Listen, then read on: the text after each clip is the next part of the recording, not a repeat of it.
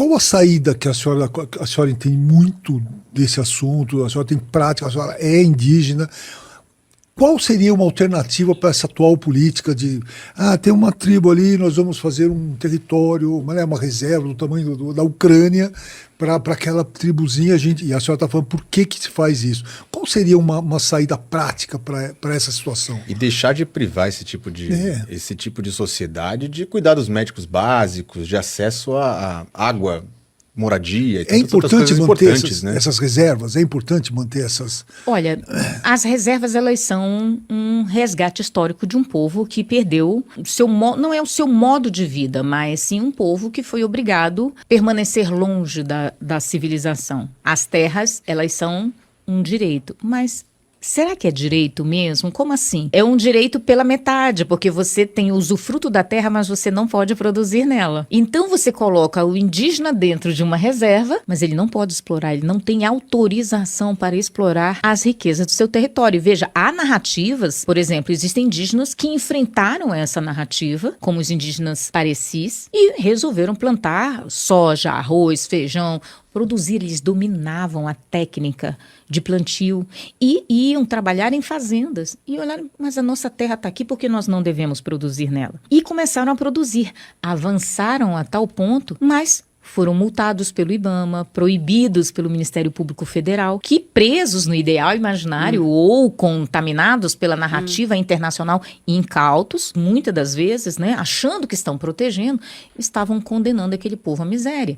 Então, várias e várias vezes eles foram proibidos e multados. Nos anos em que houve o governo anterior, que foi do governo Bolsonaro, eles atuaram com normativas da FUNAI facilitando o licenciamento caso o indígena quisesse produzir em suas terras. E isso fez com que eles avançassem. Hoje eles são um exemplo de desenvolvimento econômico de povos indígenas. Temos o Suruí plantando nas suas terras, mas todos enfrentam uma política contrária. Tiveram indígenas que perguntaram para outros indígenas no poder, mas por que eu não posso plantar feijão? Por que eu não posso plantar banana? Por que eu não posso plantar soja? Aí o indígena que estava no poder e está no poder olha para si, porque não faz parte da nossa cultura.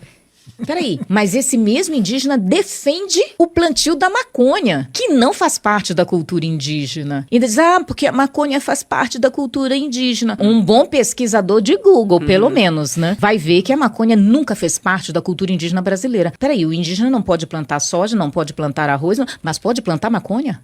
Pode ajudar no financiamento do tráfico de drogas. Veja como as narrativas elas impactam. Segregam o povo, mantém esse povo isolado, um local onde você não pode nem fiscalizar, aí o crime organizado atua lá dentro, determinando quem pode e quem não pode. E é o indígena que não representa os indígenas. Exatamente. Pregando essa narrativa, porque ele está com os interesses próprios. Exatamente, aí você vê, não faz parte da nossa cultura.